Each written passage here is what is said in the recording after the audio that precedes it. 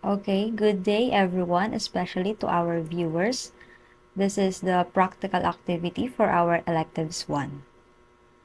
So in this video, we're going to make a circuit from the initial condition or data that has been given to us by our instructor, which is this.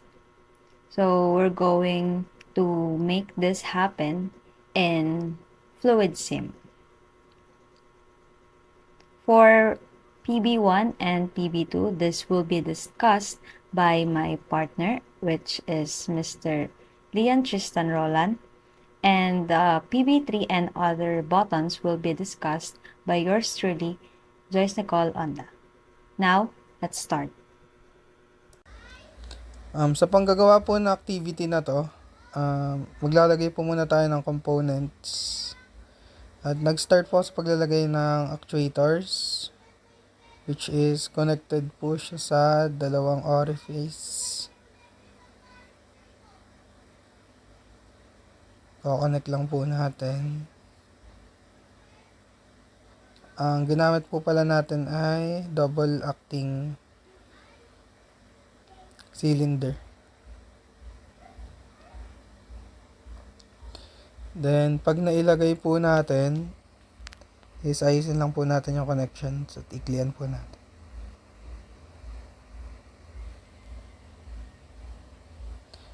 Then, maglalagay naman po tayo ng 5N na valve. 5N directional valve na both po ay pneumatically connected both sides.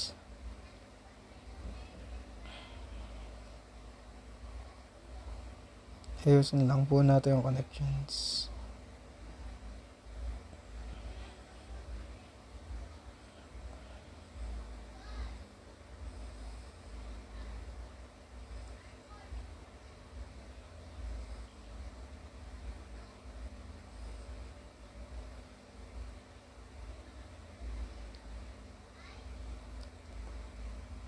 Then, magkoconnect po tayo ng 3N valve, which is palitan po natin yung component into pneumatic, and sa kabilang side po is spring return. And para po hindi tayo mag-consume ng masyadong maraming oras, i-copy paste na lang po natin yung component sa other side.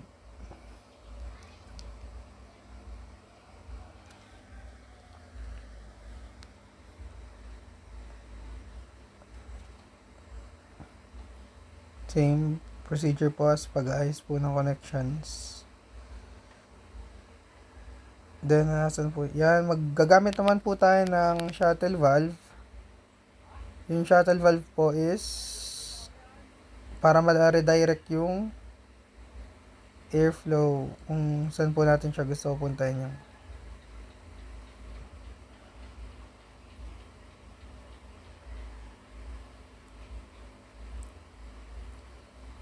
Shuttle valves.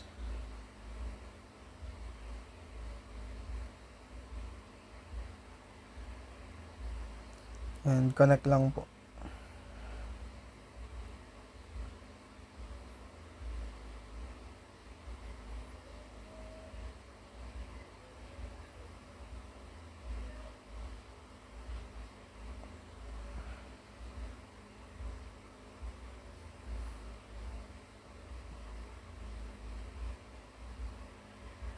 Shuttle valve po ulit.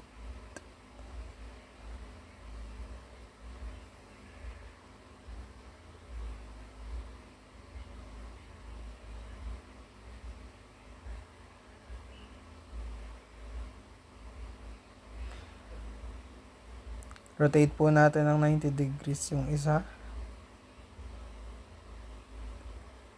And connect lang po ulit. Actuator A pa lang po itong ginagawa natin.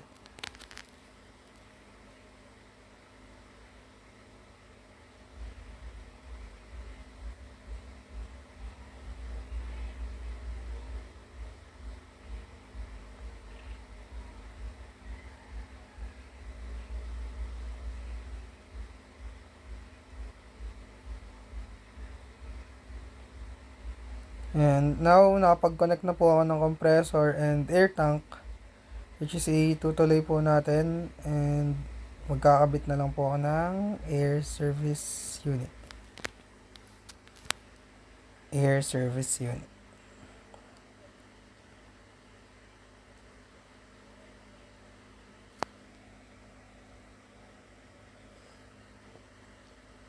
Yan, maglalagay po tayo ng 3N.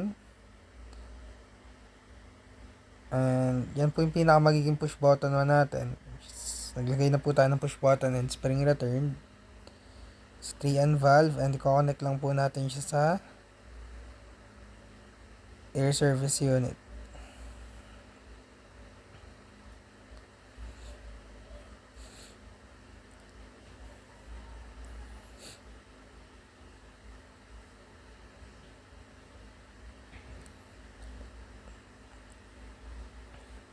And para po makita muna natin sila ng ayos, ililipat muna po natin sila sa other side nitong page, is para hindi po masyado magsikip and mapakita po natin yung lahat ng components na magagamit.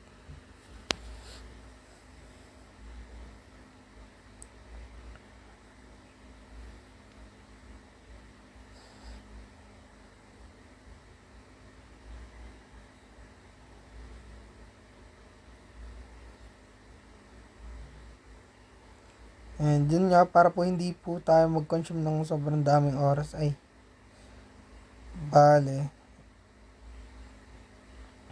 copy and paste na lang po natin yung mga same namang components, like gaya po dito, from actuator A to actuator D naman po is pare-pareho lang siya. So therefore, pwede po na tayo magawa ng sa dalawa, tatlo.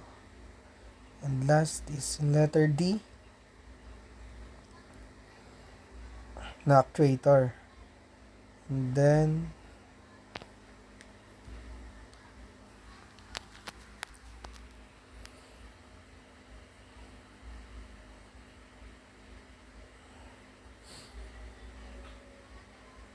so try lang po muna natin i-connect dito sa yung 5N ng mga actuators natin, and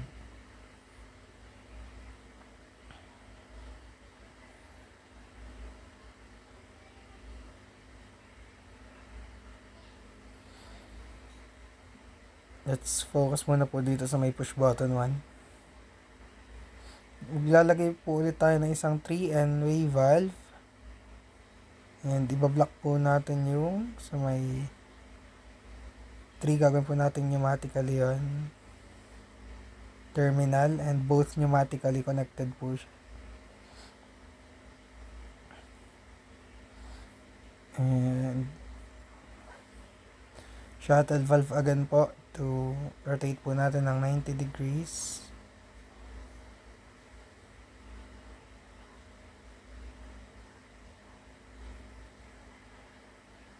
Connect lang po natin and ayusin po natin yung connections.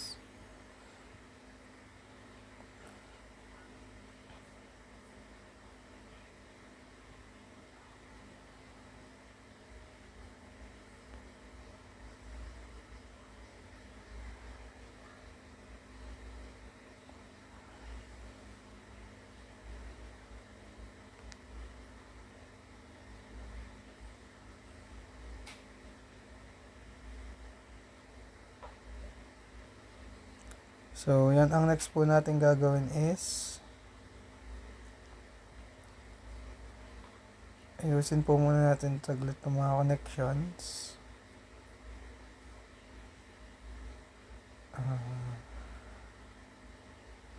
Lalagay po ulit tayo. Napakarami po natin gagamitin shuttle valves dito.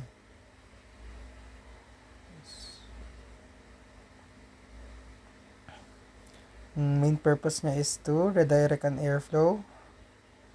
Shuttle valve po ulit. Gagawin po muna natin yung connection ng shuttle valve sa actuator.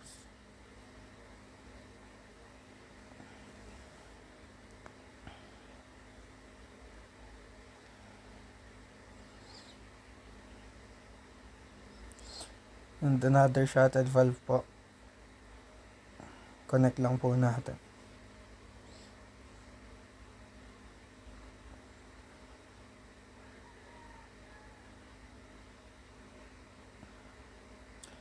Then, dito naman po sa baba is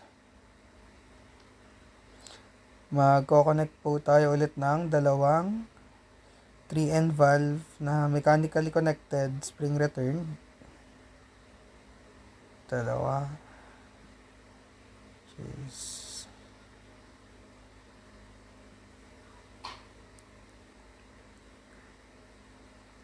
Both po sila is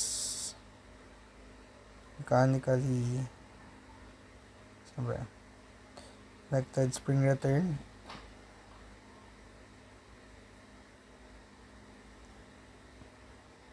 Ayusin lang po natin connection.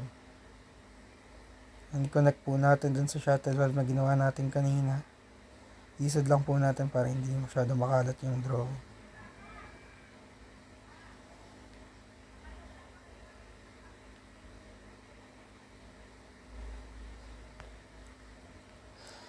And isad po natin pababa.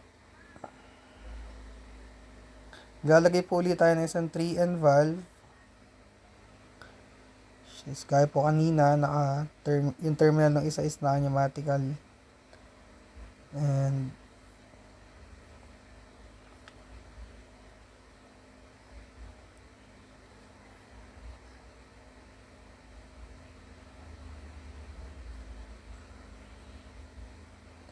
mechanical and spring return din po yung gagawin natin.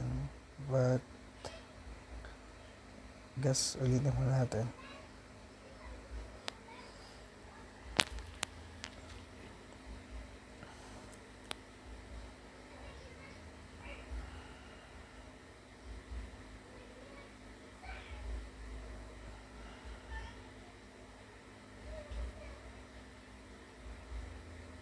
Dalawa din pong need natin.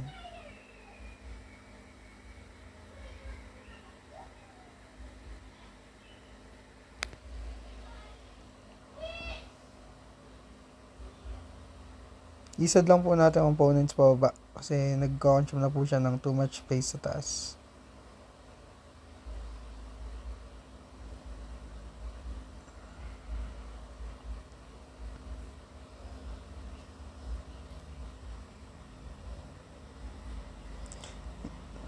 Copy paste lang po natin para mabilis po yung progress.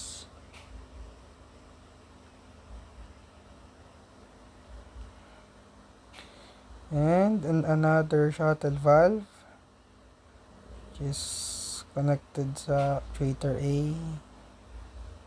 Baba lang po uli natin.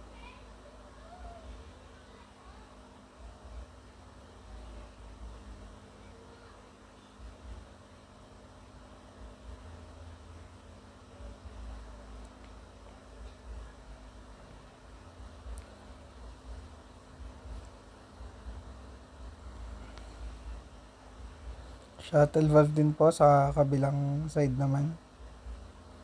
Actuator V.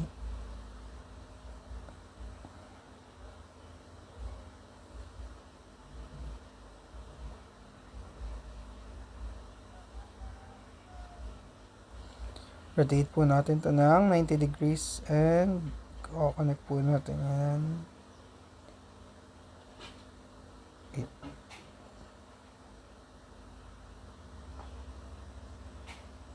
Isad lang po natin.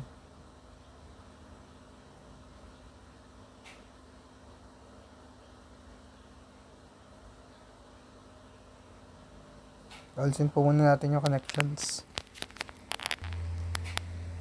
Then, isad po natin yung mga actuators natin. Nagsisikip po kasi.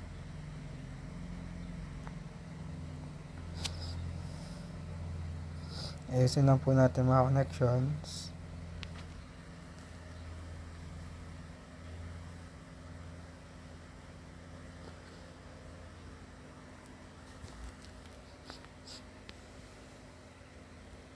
And, connect po natin isang shuttle valve dito sa isang 3N ng actuator B.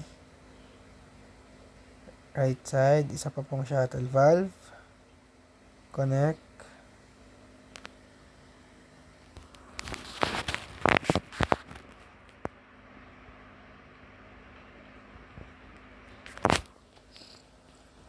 Ayan, maglalagay po ulit tayo dito sa baba na isang 3N, which is same parameters, both pneumatically connected ng parehong side.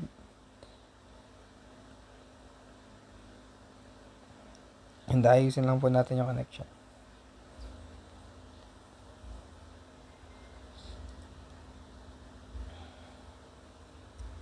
Copy paste po for push button 2. And another shuttle valve po. Just rotate po natin ng 90 degrees. Connect. Lumabas. Ayusin lang po natin yung connections para hindi masyadong magulo.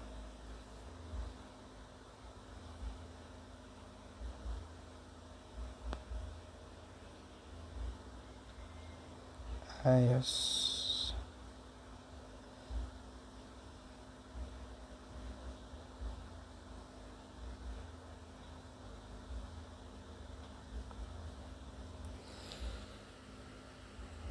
Copy paste lang po ulit. Palaking tulong po ng pagka-copy paste kasi sobrang nababawasan niya po yung time ng pagkagawa.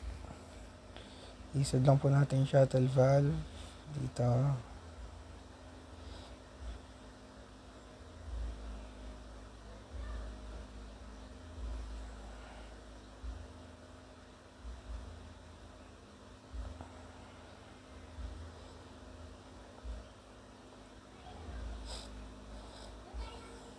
Angat lang po natin.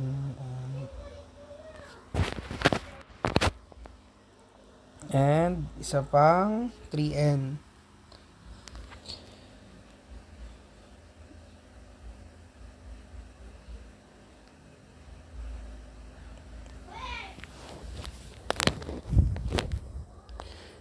And another 3N na mechanically connected spring return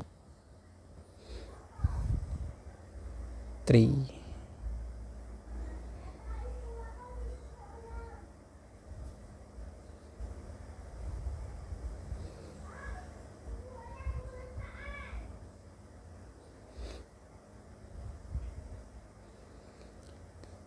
Then goes here ay connections na saan yun?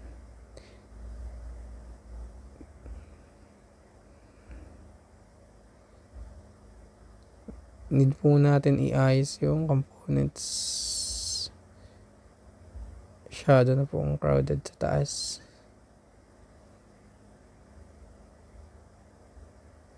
And lipat po natin itong dito isang shuttle valve.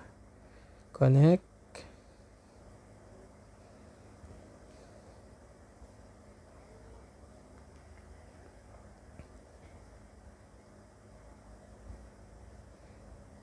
Isod lang po natin actuator C. And another shuttle valve.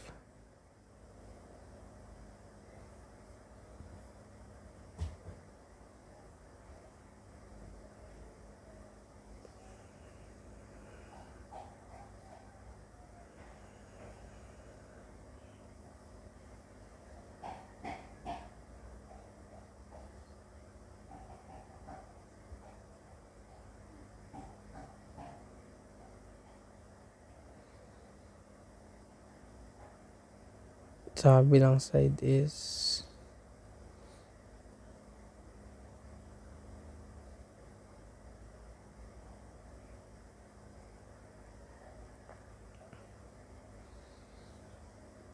sa actuator DI, another shuttle valve, copy paste. Connect lang po ulit.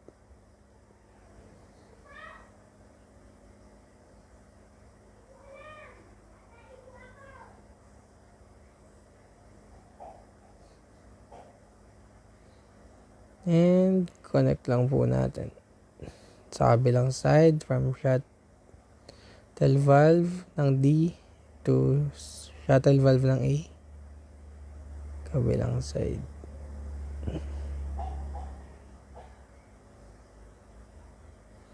And mag-aayos lang po tayo ng connections.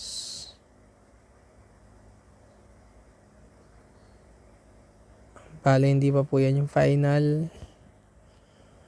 Nag-envision lang po tayo muna ng magiging connection niya. And connect muna po natin yung shuttle valve to another shuttle valve.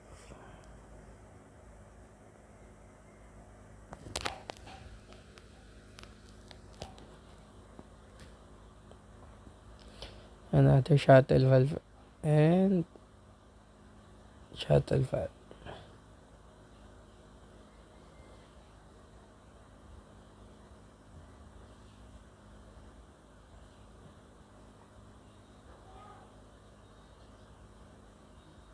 Connect.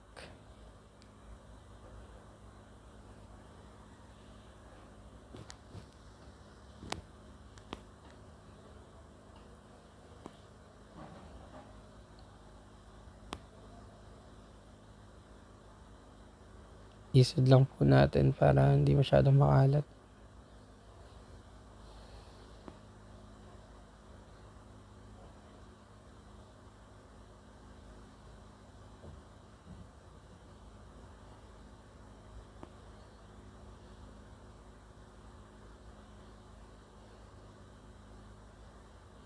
Shuttle valve to actuator C. Right side, shuttle valve. Connect sa shuttle valve po ulit.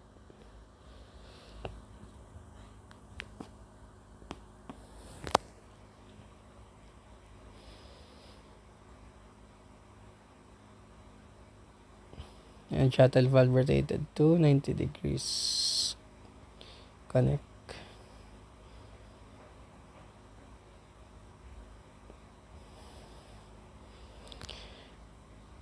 One thing din about po dito sa paggagawa is yung talagang pag-ayos ng connections eh.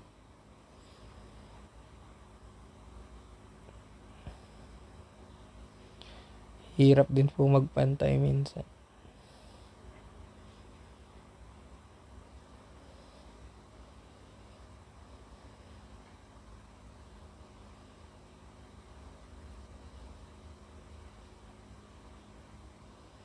And try po natin yung connections again ng actuators.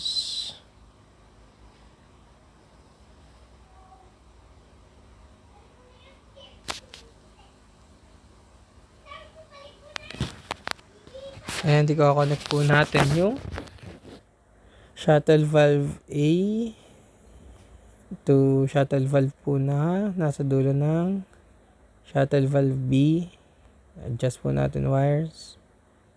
Actually yung connections, hindi po talaga siya wires. And yung shuttle valve ng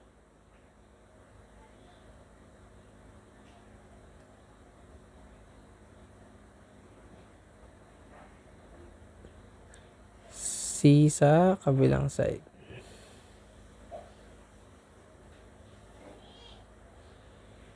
Ayusin lang po uli natin yung connections. Last is to connect the shuttle valve na yung 3N dun sa shuttle valve na actuator C. 3N po ng D.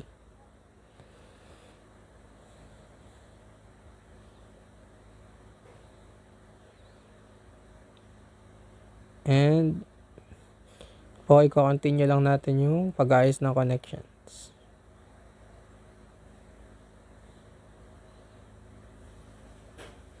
So, bale, is later part na po tayo magle-label.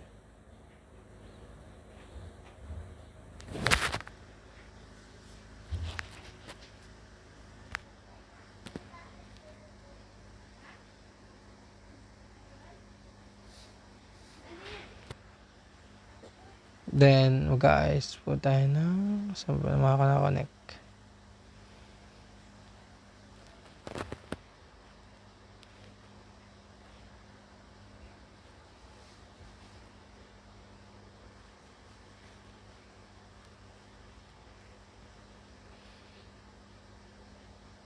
Connections nung tatlong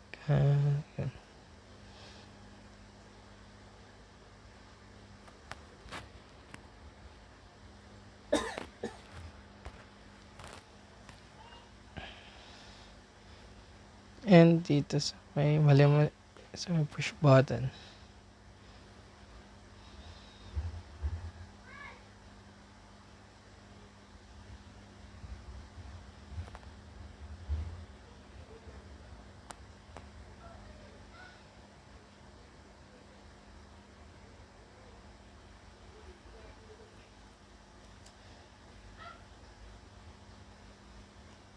And magle-label na lang po tayo muna para di nakakalito.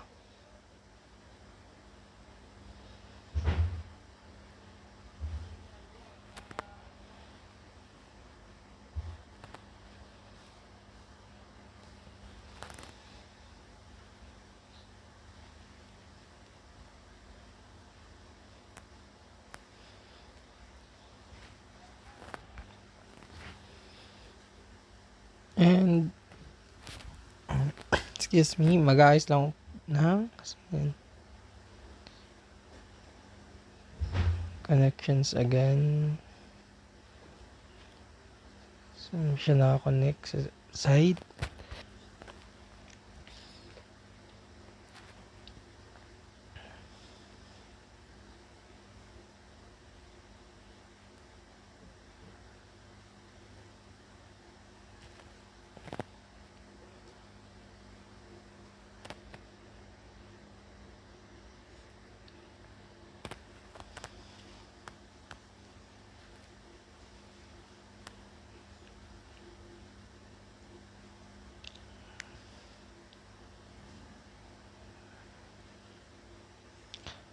Actually, ang hirap po dito pag nababanat yung mga lines eh. Kasi, yan, sobrang nag-overlap sila. Di na makita yung ibang lines kung saan talaga sila nakadugtong. Pero, ibaba muna natin to.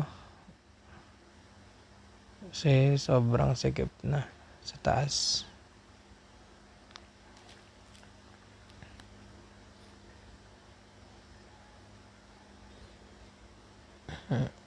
Tanggalin natin yung connections. Ayusin po natin.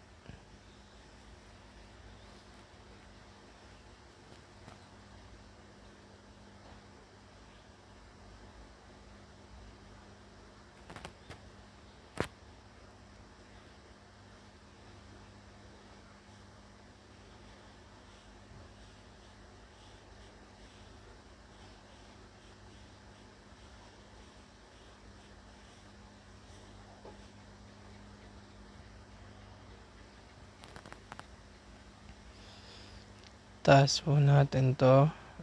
And baba natin.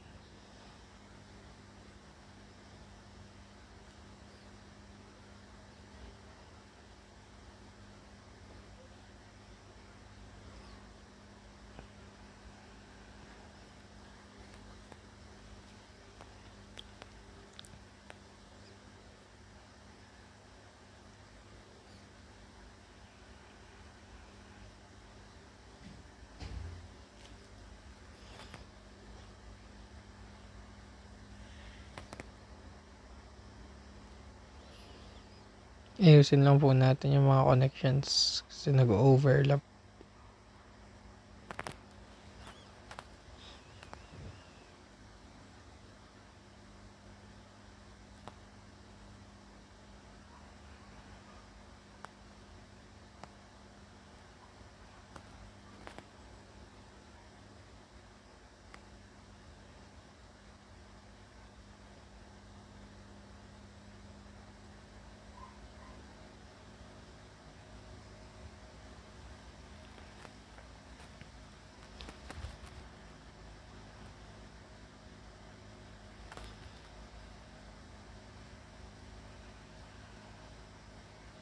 Baba po muna natin ulit yung components from compressor and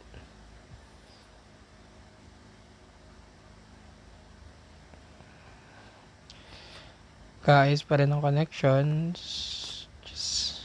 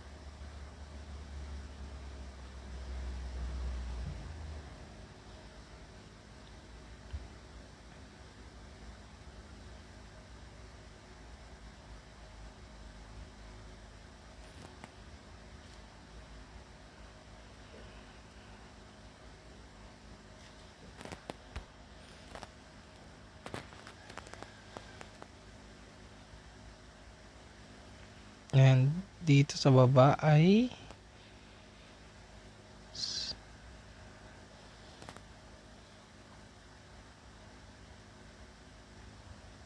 connections. Lipat natin.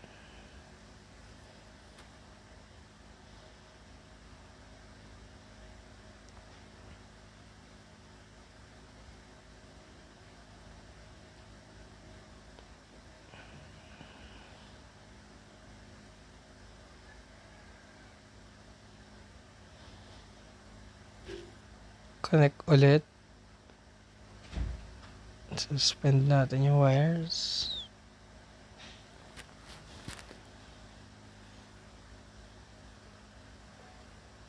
And ayusin lang natin para makita yung connection. Dito. Ito at dito.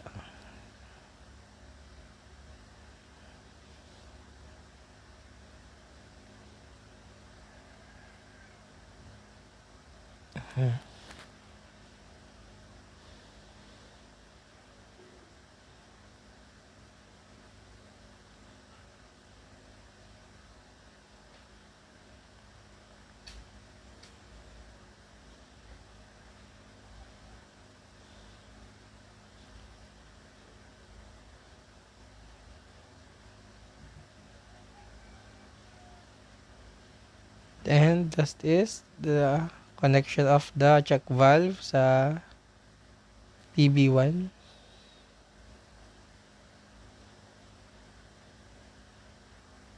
And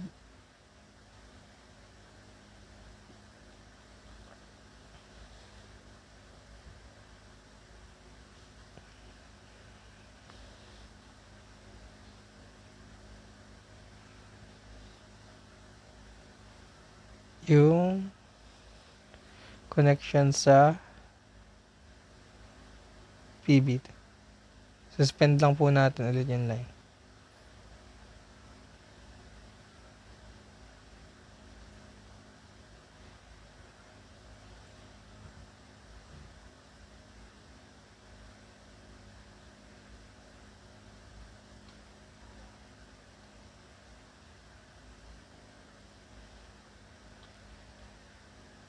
And yun na po. Tapos na po natin yung conditions ng PB1 and PB2 nang magka-connect.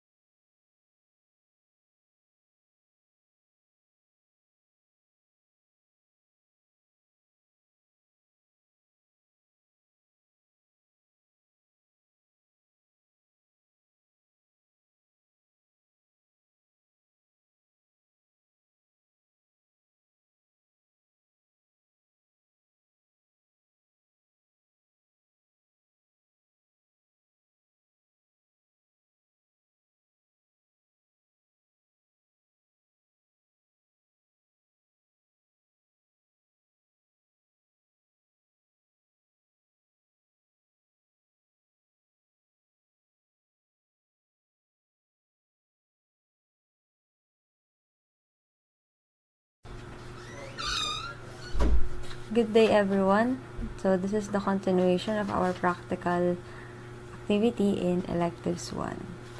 So ayun, natapos na tayo sa PB1 and PB2 pero try muna ulit natin if gumagana siya. Start with the PB1.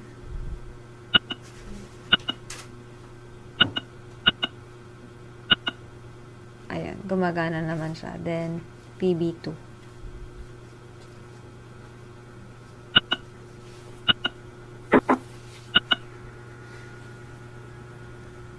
Okay, so gumagana naman siya both. Since gumagana naman siya pareho, let's start na siguro maggawa ng ating PB3. Ayan. Copy lang natin tong sa PB2 pero ito din naman ang gagamitin natin, which is yung 3-way na merong push button at spring return. So, pata na lang natin yung kanyang label. And then, ilagay natin dito yung hinahanap sa PB3. Yan. Lagay lang natin dito sa taas. Based sa hinihingi ng ating PB3 sequence, so kailangan mag-actuate si B at si A. I mean si A and si B. So, maglalagay tayo ngayon ng another label dito sa baba, which is yung A2 minus minus minus with the beginning and end of 0, 0. So, kindly take screenshot of this kasi hindi siya laging lumalabas sa ating screen. Then, gawa tayo ng another 3-way dito na mayroong mechanical sa left side and spring return naman sa right side. Lagyan lang natin yung label as A2 minus minus. So, ayan. Makikita nyo dito yung arrow niya is pataas. So, dyan dadaan yung hangin natin. So, mamaya natin siya i-connect para makita natin talaga kung paano niya masusuplayan ng hangin yung ating A and B. Next, let's move on to letter B. Ayan. Magdagdag naman tayo ng parameter dito. Kagaya nung sa A, please kindly take screenshot of this kasi nawawala nga siya. So, bala ang nilagay natin dyan is yung 0, 0 din na parameter para mag-flow din doon ang ating air. Ayan. Kinapi ko lang tong ating 3-way sa A2 minus minus, tapos papalitan na lang natin siya ng label para naman ma-distinguish nung ating circuit kung saan ba talaga siya nakakonect. So, papalitan natin yan mamaya ng ating label, which is the B minus minus minus. So, meron siyang beginning at end na 0, 0 pa din. Yan. As you can see dito sa ating circuit, yung flow dito is pataas pa din. So, magsusupply pa din siya ng hangin na magtutulak doon sa ating mga pistol later on. Next, we have the A should retract and B and C should actuate. Paano natin gagawin yun? Ayan, maglagay muna din tayo ng ating mga ways. Bale, hindi muna natin siya lalagyan ng mga connection para hindi tayo malito. Uunahin muna natin yung mga parameters na kailangan nating ilagay. So, ayan. As you can see, ito na yung ating current circuit.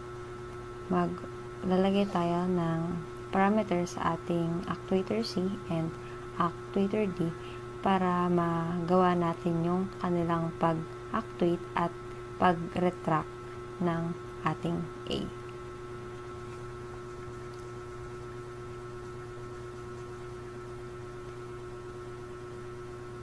Ayan, lagyan muna natin dito sa C. Please take screenshot of this ulit kasi mawawala na rin yan later on.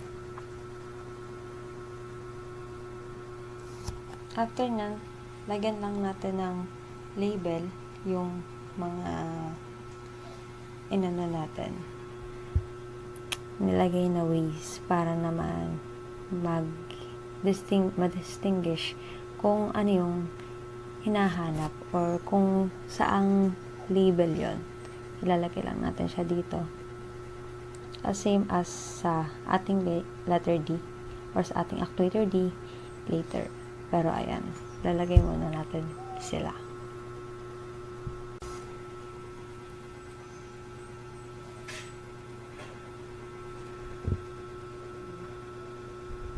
Ginagawa ko lang muna dito is kinakopy ko itong mga ways natin para hindi na tayo mag-isa-isa mamaya ng paglalagay ng mechanical at saka spring dito sa mga ito.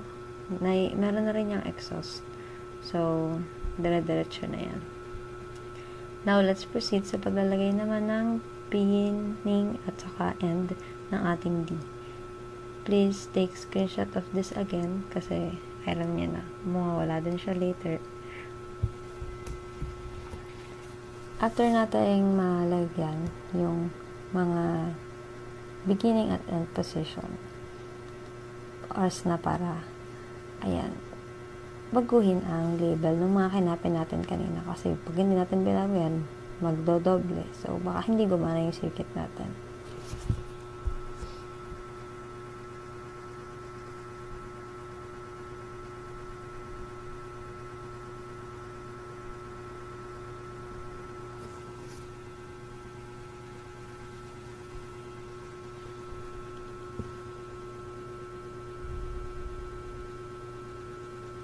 Medyo na-OC lang ako dyan kasi hindi siya pantay-pantay. Pero pwede naman natin siyang ayusin mamaya kapag na ilagay na natin lahat ng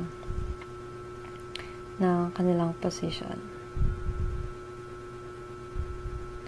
Medyo nagloko lang yung screen record natin dito. So, hindi lumalabas yung kapag nagpapalit tayo ng ating beginning and end position. Pero, pinakita naman siya kanina yung pinascreenshot.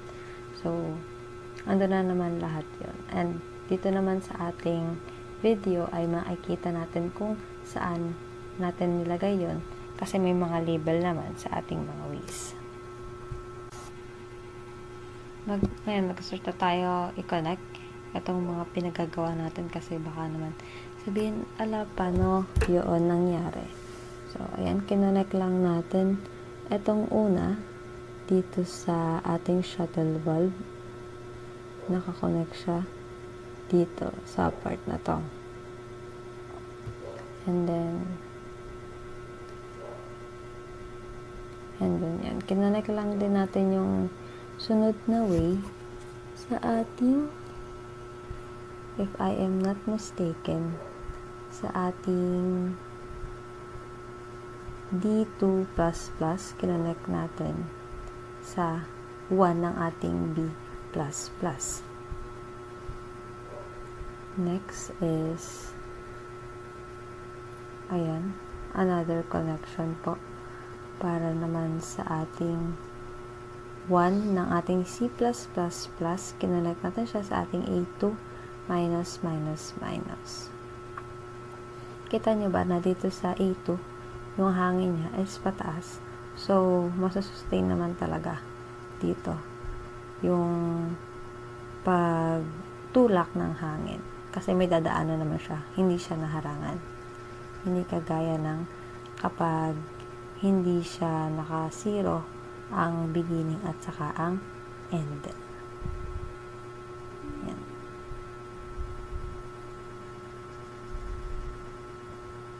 Dito naman, kinonnect natin ang ating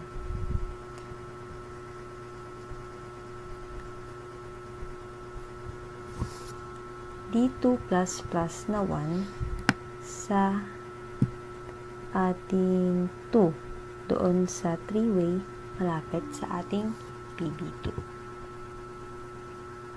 Ayan, inaayos-ayos ko lang ito dahil nauusin naman tayo masyado.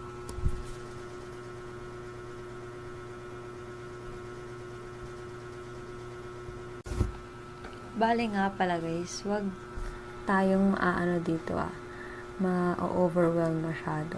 Kasi parang, daming components, parang hindi kaya. Kaya yan guys, talagang lang, mas matinding focus ang kailangan, lalo na sa dito pagkoconnect ng ating mga wires. Yan, iayusin lang natin tong connection na to. Kasi, hindi siya medyo maganda. Yan, nag-overlap kasi. And hindi siya pwede siya mag-overlap. Pero, once na i-run natin yung circuit, parang madetect nila yun. So, mas okay na yung hindi nag-overlap yung ating mga wires. Adjust na lang din tayo. And gawin lang naman natin dito is i-connect natin yung mga dito sa ating circuit para malaman natin kung paano sila mag-flow. Ayan. Bale, dito sa part na to, kinonect natin yung ating I think A2 kung hindi ako nagkakamali dito sa video natin. A2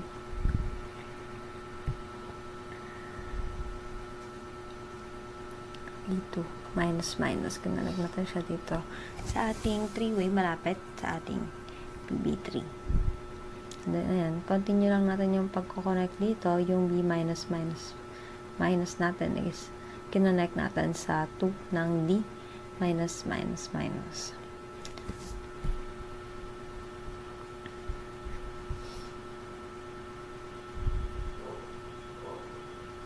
Dito medyo nakaka-overwhelm na part kasi parang nagkahalo-halo na.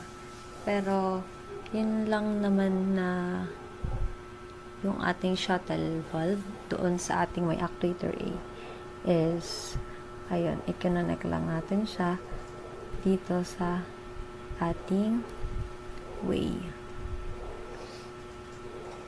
Yung isang one doon, i-connect natin siya dito sa ating may 3-way sa baba, while ito namang isa nating one is connected sa ating B minus na 2.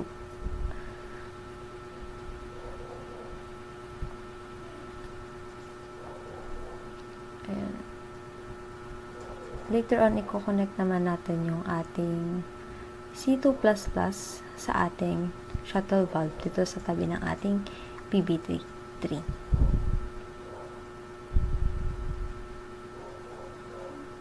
And then, ayan, ayusin lang natin tong line na to. Ito yung sinasabi ko kanina. Ayan. Medyo complicated lang siya i-connect. Pero, kaya naman.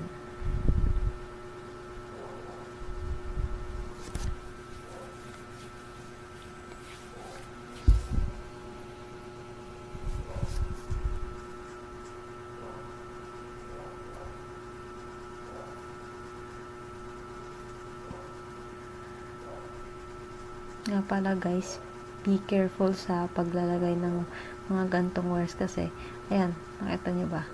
Na mali na pala yung wire na ginagalaw ko. Which is, kapag hindi ko siya nakita na mali, yung ating circuit ay hindi magpa-function or hindi masusunod yung sequence ng ating PB3. So, kailangan talaga kapag nagwa-wiring ay nakafocus tayo para hindi tayo nagkakamali.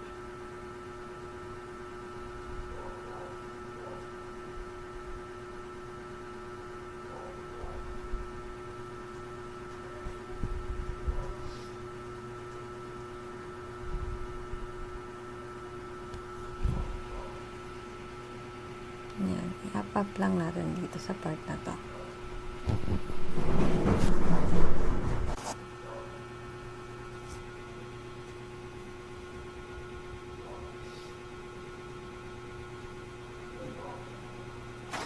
Ayusin lang natin tong mga connection na ito.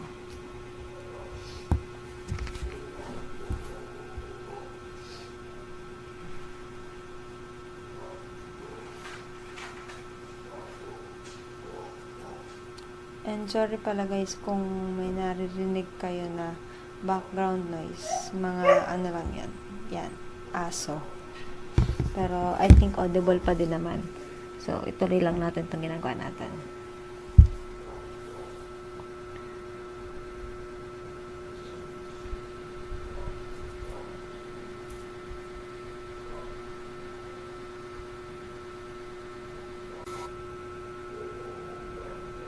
I think this is the last one. Kailangan lang natin to makonect and then good to go na tayo. Pwede na nating i-run yung ating circuit.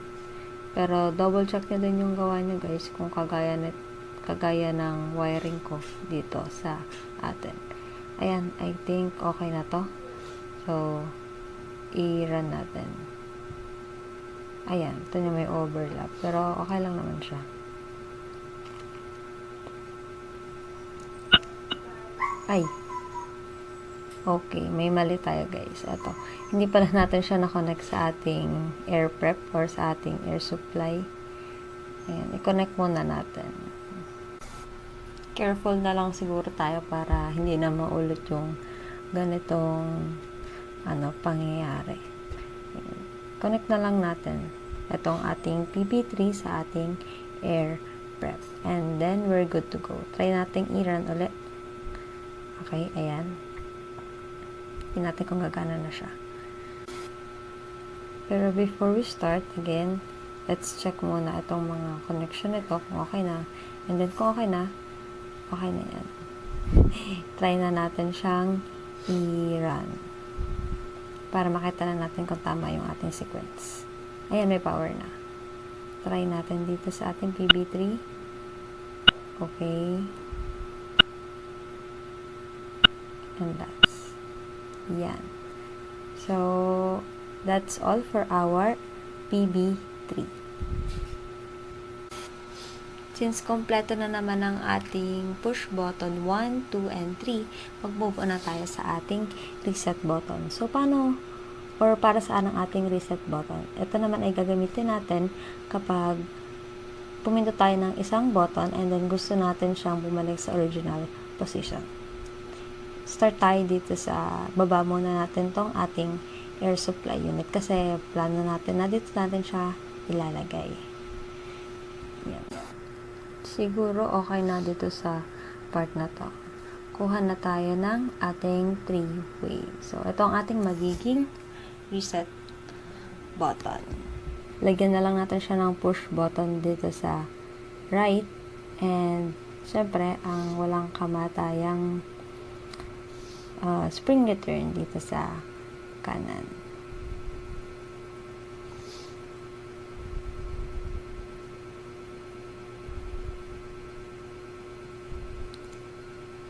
Yan. I think madali na naman tong reset button kasi kompleto na yung ating wirings dito sa taas. Kukonect lang naman natin itong 2 dito. Pero, ayan, lagyan muna natin ng label para hindi tayo malito later on kasi may gagawin pa tayong stop and emergency button. After nyan, itong pinaka-button na to is i-connect natin dun sa taas. Pero dahil nga malayo siya, try muna natin na dalhin dito sa gilid. Tapos saka na lang natin i-move.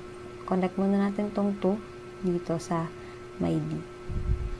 Since meron na siyang mga ways and gates dito na inassume natin kanina habang tayo ay nagagawa ng PB1 and PB2, itong reset button na yun ay madali na lang. Balik na lang natin siya dito sa baba para hindi naman masyadong weird tingnan.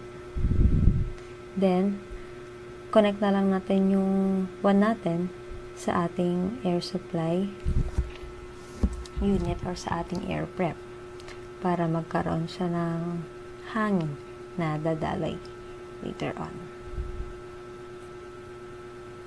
Adjust na lang natin para hindi overlap yung ating wire. Yan. I think okay na to. So, this is our reset button. Tingnan natin kung gagana siya. Run na natin.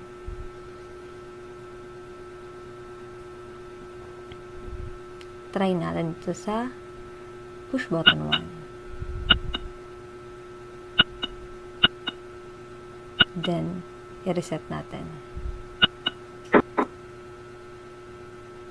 Okay. So, ayan, kita niyo bumalik siya sa original or sa initial position niya. Ayan, tapos na tayo sa ating reset button. Mag-proceed naman tayo sa ating stop or continue button. Ang purpose naman nito is kapag yung ating push button 1, 2, or 3 ay ongoing, kapag pinindot natin ang stop or continue button, syempre titigil yung ating circuit or yung ating sequence. Pero pag pinindot nyo ulit siya, babalik naman ito or magko-continue. Ayan, proceed na tayo. Kuha ulit tayo ng another 3-way dito, pero this time, ang gagamitin naman natin is latching push button. Pero maglalagay pa rin tayo ng spring return dito sa ating right side.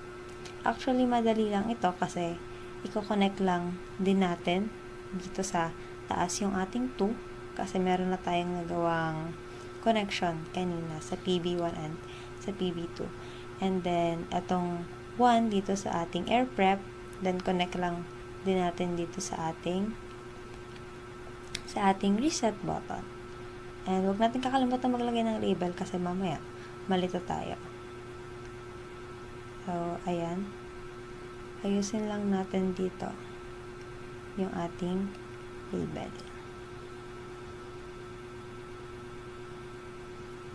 Ayan. I think okay na. Run natin. Try natin magpindot ng isang push button dito. Oh, wait lang. So, may mali. Teka.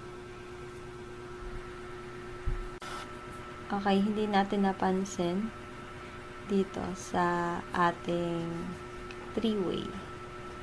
I-zoom natin. Ayan. Hindi nakatapat yung arrow dito. So, hindi dadaan yung ating hangin. Walang masusuplayan sa taas nga naman.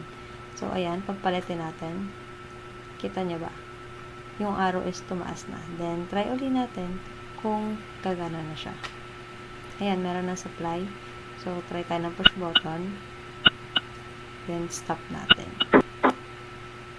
Ayan. Diba tumigil sa kalagitnaan ng ating sequence? Kasi, stop and continue button siya. Once na pinindot ulit natin yan, yan, nagko-continue naman yung kanyang sequence. So, ayan, tama naman yung ating ginawa.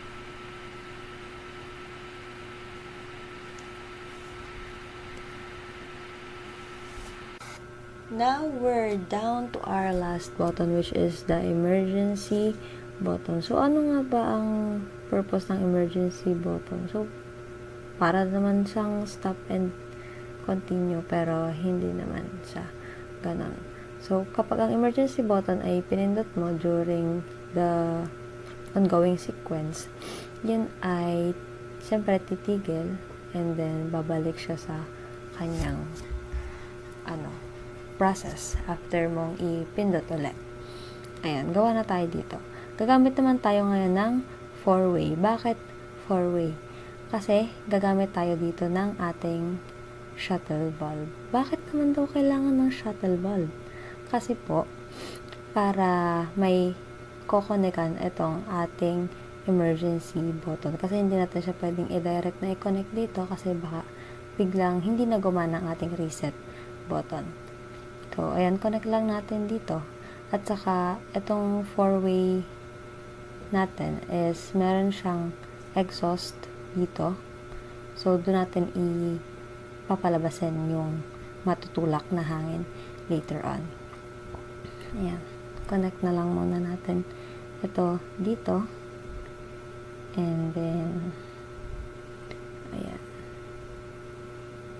Baka makita nyo na pag dito nilagay yung supply sa 1, so papasok siya doon sa ating shuttle bulb. So, ang gagawin natin is pagpapalitin natin ang kanilang position para ang magiging flow ng hangin ay, ayan, pataas mismo dito sa ating 4 kasi i-connect natin yan mamaya sa ating reset at sa ating stop button.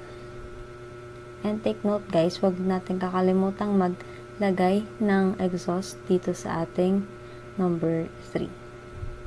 Add na rin tayo ng ating latching push button sa ating left side at spring return sa ating right side. kapag okay na, lagyan na natin dito ng ating label. This is emergency button. Lagay lang natin dyan. Para, ayan, sama-sama na silang tatlo dyan sa baba. Then, itong sa shuttle valve natin, kailangan natin siyang i-connect dito sa may taas. Pero, ayan nga, sabi ko kanina, mahirap siyang i-connect kasi masyado ng malaking circuit natin. I-adjust na lang natin siya dito. And then, saka natin i-connect. Yan. Tapos, baba na lang natin.